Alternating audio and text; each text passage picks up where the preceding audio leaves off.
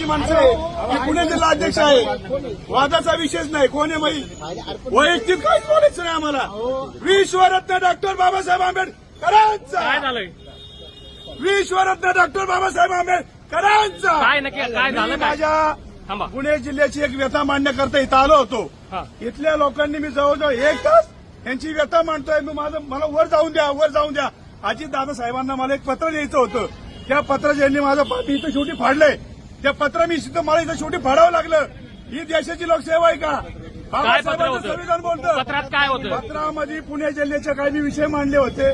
त्या विषयाचे भरपूर विषय होते. त्यात कुठले प्रमुख विषय कुठले? काय लोकांचे रस्त्याचे विषय होते, काही लोकांचे हाणामारीचे विषय होते, गुन्हेगारी वाढती, काही बरेच विषय आहेत. मी वेल्हा तालुक्यातला आहे, राजगड वेल्हा तालुका. कुठल्या पक्षाचे?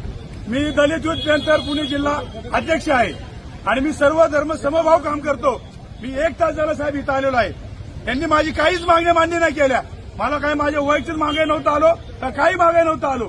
माझी फक्त एकच व्यथा होती की आमच्या राजगड तालुक्यामध्ये रस्ता आहे, 19 वर्षाची 2 मुलं मेलेली आहेत.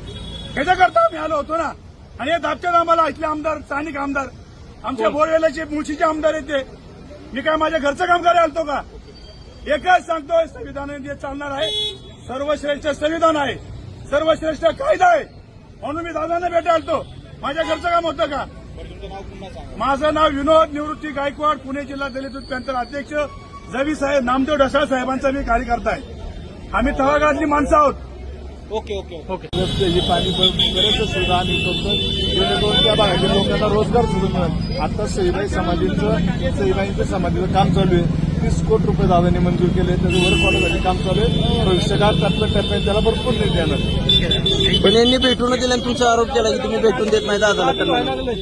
अहो साहेब, मी हेच सांगितलं की दादांनी आज सर्व कार्यकर्त्यांना वेळ दिली.